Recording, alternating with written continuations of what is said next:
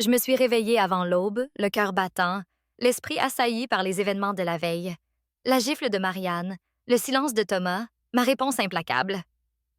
Mon téléphone affichait 17 appels manqués et 32 messages, la plupart de Thomas, de plus en plus pressants à mesure que la nuit avançait. Plusieurs de Marianne, oscillant entre colère et fausse inquiétude. Un de Victor, confirmant que tout était en place. Et 3 d'Elena. On est chez tante Catherine. Maman est hors d'elle. Papa a passé la nuit au téléphone. J'ai entendu parler des comptes. Puis, à 4h37, Mamie, j'ai peur. Dis-moi ce qui se passe.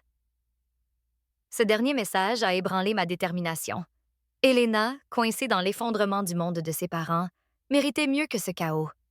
Je voulais la protéger, mais la vérité était peut-être le plus grand acte d'amour. Je passe te chercher à 8h pour le petit déjeuner. Juste toi et moi. On parlera. Sa réponse fut immédiate, malgré l'heure. Je serai prête. Je me suis levée, choisissant avec soin un tailleur bleu profond, rarement porté, et un maquillage léger. J'ai relevé mes cheveux grisonnants en un chignon soigné. Aujourd'hui, je ne serai plus l'ombre dans la cuisine. Aujourd'hui, on me verrait telle que je suis, le socle sur lequel d'autres avaient bâti leur vie. À 7h45, un message de l'adresse de Catherine, mais de Thomas. « Maman, Elena dit que tu viens la chercher. Il faut qu'on parle. S'il te plaît. » Ça a retenu ma surprise, sans accusation. Peut-être la nuit lui avait-elle apporté un semblant de clarté. Je n'ai pas répondu. Ma présence parlerait pour moi. Le trajet jusqu'à la maison de Catherine m'a menée à travers les quartiers huppés de Biarritz, passant devant des villas face à l'océan et des jardins impeccables. Je m'étais toujours sentie étrangère ici, bien que je possède plus de propriétés dans cette zone que beaucoup de ses résidents. La maison de Catherine, impressionnante mais modeste comparée à celle de Thomas et Marianne, se dressait au bout d'une allée circulaire. Elena attendait sur les marches du perron, une petite mochila à ses pieds, ses cheveux noirs lâchés sur ses épaules. Elle semblait plus jeune que ses 15 ans, vulnérable d'une manière qui m'a serré le cœur. Avant que je puisse descendre, Thomas est apparu derrière elle, débraillé, l'image soignée qu'il cultivait altérée par une nuit sans sommeil. Nos regards se sont croisés à travers le pare-brise, et l'espace d'un instant, j'ai revu l'enfant qui courait vers moi avec des genoux écorchés, attendant que je répare tout. Pas cette fois. Elena s'est précipitée dans la voiture, s'installant côté passager avant que Thomas ne puisse l'arrêter. « Allons-y », a-t-elle dit, la voix tendue. « Attends », a appelé Thomas, s'approchant de ma vitre. Je l'ai baissée à moitié, juste assez pour l'entendre. « Maman, s'il te plaît, qu'est-ce qui se passe? La maison, les comptes. Ils disent que tout est à ton nom. »« Pas tout, » ai-je répondu, la voix plus ferme que prévu. « Juste tout ce que tu pensais être à toi. » Son visage a blêmi. « Il faut qu'on parle. »« Oui, on parlera. » J'ai regardé Elena, qui observait l'échange avec intensité. « Mais d'abord, je prends le petit déjeuner avec ma petite fille. Rendez-vous à midi chez Victor. »« Victor, ton avocat? »« Maman, c'est une affaire de famille. »« Maintenant, c'est une affaire juridique, Thomas. Midi chez Victor. » J'ai remonté la vitre et reculé, laissant mon fils seul sous la lumière matinale, la confusion gravée sur son visage. Elena n'a rien dit jusqu'à ce qu'on soit à plusieurs rues de là. « C'est toi, n'est-ce pas, c'est pas? Les serrures, les comptes gelés, tout? » Je l'ai regardé en coin, pesant mes mots. « Oui, à cause de la gifle. Mais c'était juste la goutte d'eau, pas la cause. » Nous sommes arrivés à un petit café près de la plage de la Côte des Basques, un endroit où Marianne ne mettrait jamais les pieds. Trop simple, trop authentique pour son image. Nous avons choisi une table en terrasse. J'ai commandé un café, Elena un chocolat chaud. L'air matinal sentait l'iode et promettait le printemps. « Raconte-moi tout », a-t-elle dit. Ses yeux, si semblables à ceux de Thomas et aux miens, fixés sur moi avec une intensité qui m'a désarmée. Pas une version édulcorée. Tout. J'ai étudié son visage, y voyant non seulement Thomas, mais aussi Alexandre, mon défunt mari, dans sa détermination. La vérité était le seul chemin. Quand ton grand-père est mort, il m'a laissé peu, un atelier de couture en difficulté, une petite assurance-vie et notre maison presque payée. Thomas était à l'université et j'étais déterminée à ce qu'il termine, qu'il ait les chances que je n'avais jamais eues. Je lui ai raconté comment je travaillais le jour à l'atelier et étudiais la nuit l'immobilier et la finance. J'ai acheté une première propriété délabrée que j'ai rénovée moi-même les week-ends. Ce succès m'a permis d'investir davantage. Quand Thomas a obtenu son diplôme, j'avais 3 immeubles à Bayonne. Lorsqu'il a lancé son agence de design, j'ai fourni le capital via des canaux masquant mon rôle. Pour leur maison face au lac, j'ai créé un fidéicommis, leur offrant un loyer bien en dessous du marché, tout en restant titulaire des titres. La maison est à toi, a-t-elle murmuré, abasourdie. La maison, l'immeuble de l'agence de ton père, la résidence secondaire à Arcachon et d'autres investissements. Tout est à mon nom, mais je les ai laissés croire le contraire. Ce pourquoi? A-t-elle demandé, déconcertée. Pourquoi leur faire croire que c'était à eux? La question a touché le cœur de mes choix. C'est par orgueil, je suppose. Le leur et le mien. Je voulais que Thomas se sente accompli, qu'il croie avoir bâti son avenir seul. Et je ne voulais pas être la mère envahissante, surtout après son mariage avec Marianne, qui trouvait mon passé, mon accent, ma simple existence embarrassant. Elena a secoué la tête. C'est mal ce que t'as fait et ce qu'ils t'ont fait. Son jugement, bien que douloureux, était juste. Oui, j'ai nourri une fiction qui nous a tous diminués. Le serveur a apporté notre petit déjeuner. Des gaufres pour Elena, une omelette pour moi. Nous avons mangé en silence, le poète de la vérité s'installant entre nous. « Vas-tu tout leur prendre? » a-t-elle demandé la voix basse. « Nous laisser sans maison? » Non, mon amour. J'ai pris sa main. Je veux du respect, pas de la vengeance. Après des années à être traitée comme invisible, après cette gifle, j'ai dû forcer la vérité. Elle a hoché la tête, pensive. Et maintenant? À midi, je vois ton père. Nous discuterons de nouveaux termes, basés sur l'honnêteté. Pour ta mère, ça dépendra d'elle, de sa capacité à accepter la réalité. Elena a repoussé son assiette, l'appétit envolé. Elle ne l'acceptera pas. Son monde, c'est les apparences. Savoir que c'est toi derrière tout ça, ça va la briser. Peut-être que certaines choses doivent se briser pour être reconstruites correctement, ai-je dit doucement. Elle m'a surprise en m'enlaçant, murmurant « Je suis fière que tu te sois défendue. » Mais j'ai peur. Je l'ai serré fort, sentant son tremblement. Moi aussi, mon amour. Un message de Victor. Thomas a confirmé pour midi. Marianne essaye d'accéder à leur coffre-fort bancaire. Prépare-toi à une escalade. Les pièces se mettaient en place, la réalité s'imposant à ceux qui vivaient dans l'illusion. En ramenant Elena chez Catherine, je me suis demandé quelle version de Thomas m'attendait chez Victor.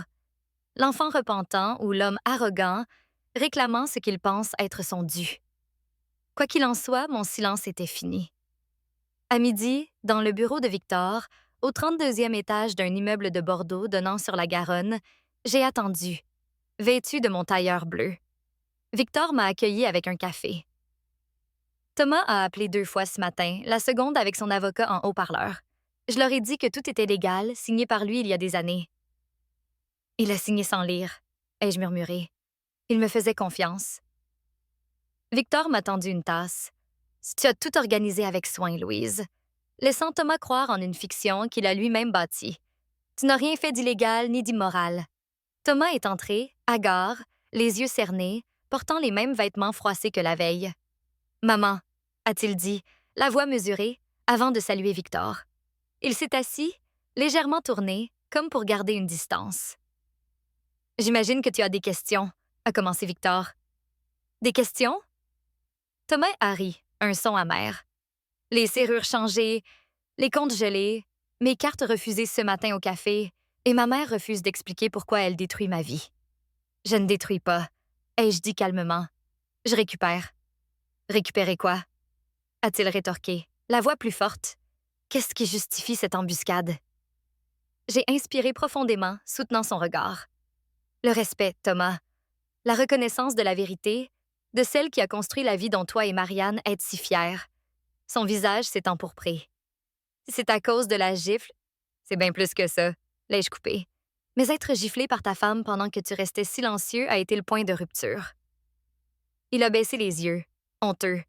J'ai figé. J'aurais dû réagir, mais cette réponse est démesurée. Tu punis Elena et moi pour ce qu'a fait Marianne. J'ai posé ma tasse, le cliquetis résonnant dans le silence. Pendant 12 ans, j'ai soutenu ton style de vie tout en étant traité comme une note de bas de page gênante. J'ai financé ton entreprise via des sociétés écrans pour te laisser croire à ton indépendance. J'ai acheté votre villa via un fidéicommis à un loyer dérisoire. Tout ça pendant qu'on m'écartait de ta vie. Victor a glissé une chemise vers Thomas. Voici les documents prouvant la propriété de ta mère sur les biens et les investissements soutenant ton agence. Ta signature est sur chaque accord. Thomas a feuilleté les pages, les mains tremblantes, passant de l'incrédulité à la compréhension. Je me souviens d'avoir signé, mais je pensais que c'était pour des prêts. Tu as signé sans lire, ai-je dit, parce que tu me faisais confiance pour gérer les détails, comme toujours. La maison, je paye tous les mois. À un fidéicommis que je contrôle à 30 % sous le prix du marché, ai-je précisé.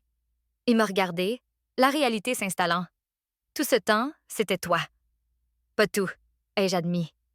Ton talent, ta vision, c'est toi. Mais le capital, l'infrastructure, oui, ça venait de moi.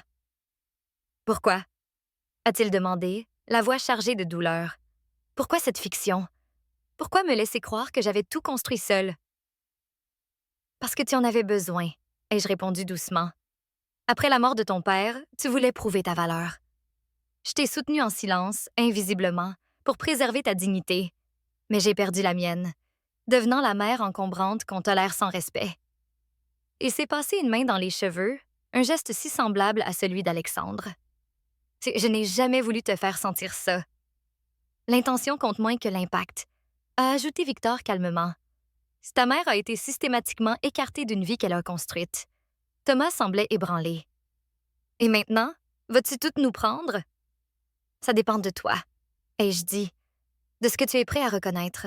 Victor a sorti un autre document. Ta mère propose une restructuration des accords financiers, vous permettant de garder votre style de vie et l'entreprise sous conditions. Quelles conditions? A-t-il demandé, prudent. L'honnêteté, ai-je répondu. La reconnaissance publique de mon rôle dans ton succès. Des dîners familiaux réguliers où je suis traitée comme la matriarche, pas une domestique. Et une renégociation pour la villa, où vous restez mais en reconnaissant qu'elle m'appartient. Janine, incidenta. Thomas a absorbé mes mots, son visage indéchiffrable. Marianne n'acceptera jamais. Sa vie repose sur notre image sociale. Cette fiction ne peut plus tenir, ai-je dit, pour aucun de nous. Il s'est levé, marchant jusqu'à la fenêtre, le profil de Bordeaux s'étendant devant lui. Tu sais que ça pourrait détruire mon mariage? La vérité de ces mots m'a frappée, mais je l'ai assumé. Si ton mariage ne survit pas à l'honnêteté, peut-être qu'il ne devrait pas survivre. Il a tressailli et j'ai regretté ma dureté. Je ne veux pas te faire mal, ai-je ajouté. Ni à toi, ni à Elena. Il s'agit de corriger, pas de punir. Il a fixé les montagnes au loin.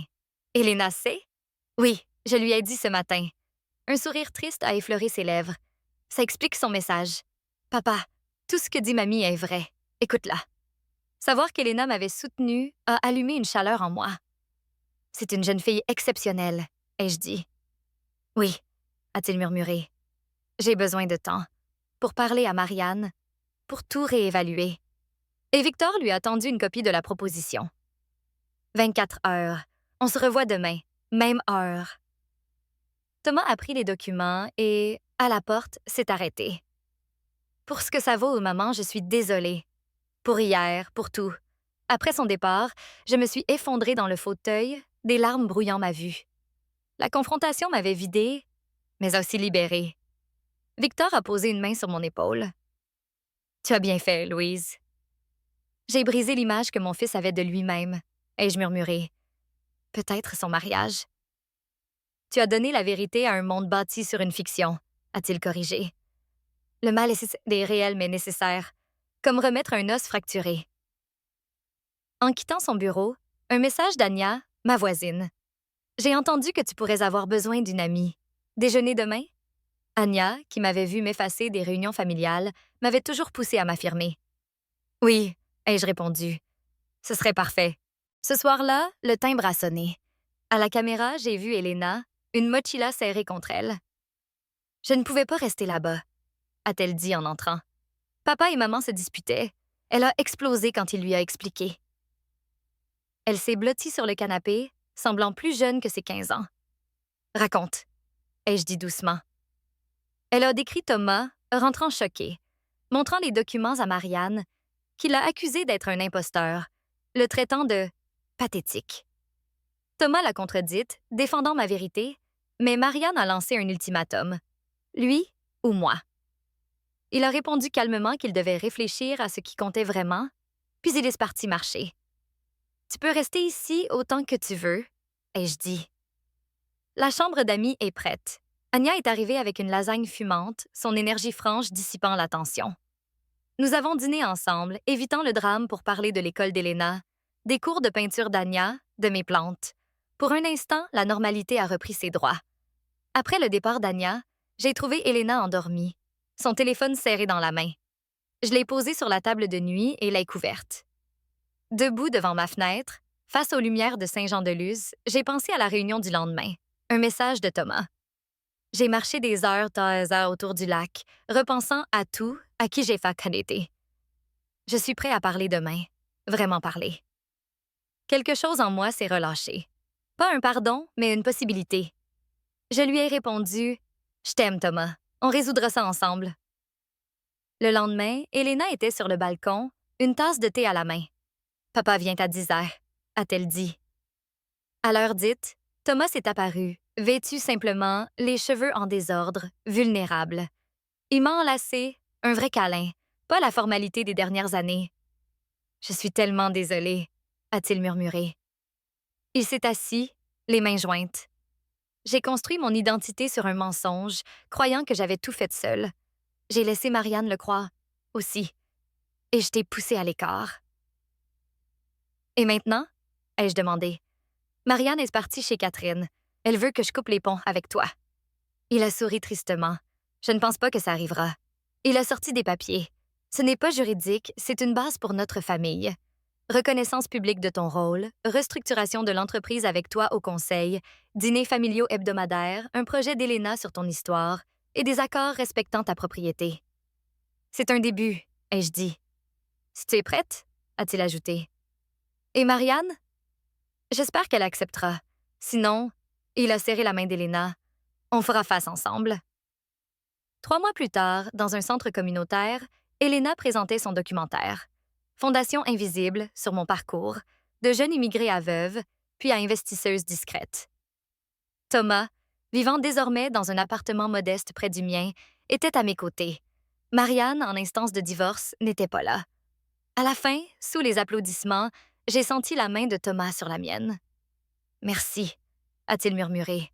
Anya, Victor, Elena, ils me voyaient enfin. Mes fondations, autrefois cachées, étaient visibles, solides, prêtes à porter un avenir plus vrai.